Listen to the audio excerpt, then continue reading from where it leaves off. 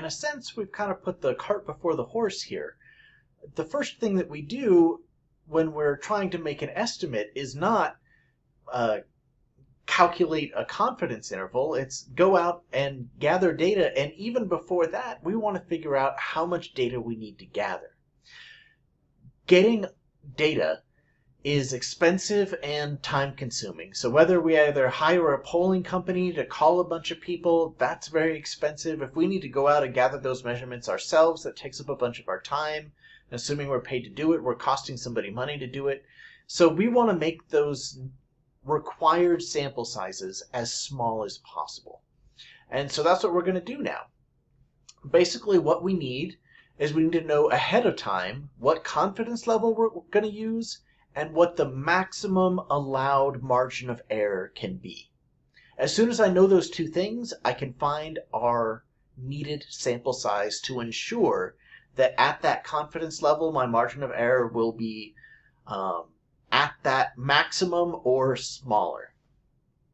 Okay, so one way I could do that is just by starting with the formula itself. So let's say our margin of error, right? So if I go back to our derived confidence interval, it was x bar plus or minus this z-score times sigma divided by the square root of the sample size. Well, this is just our point estimate. It's not really relevant to the discussion. What I'm interested in is this margin of error.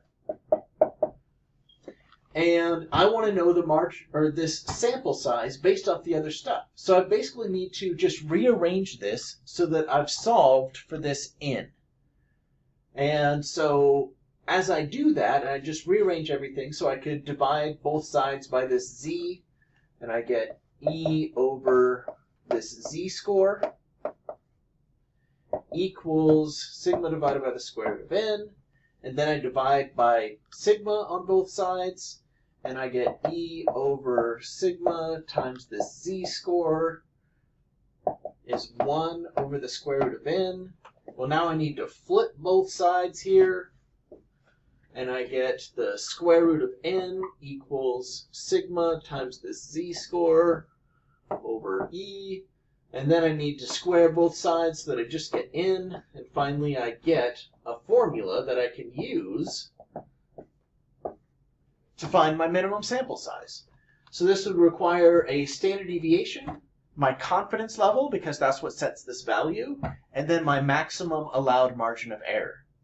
As soon as I have those three numbers, I just put those in. Don't forget to square at the end, and I'll get this. I've already talked about how, in general, we are not going to have this. And so this will actually be a standard deviation for the sample, which I don't even have yet. But I will at least be able to have some rough estimate of that by either using something from a previous study, previous analysis, some data set that I already have, or by gathering just a small amount of data, right? Just go gather like 5 observations or 10 observations just to get a rough idea where this is at. But it'll be the sample one. And that'll change this to a t, which changes value according to our sample size. So this thing depends on sample size, and I'm finding the sample size.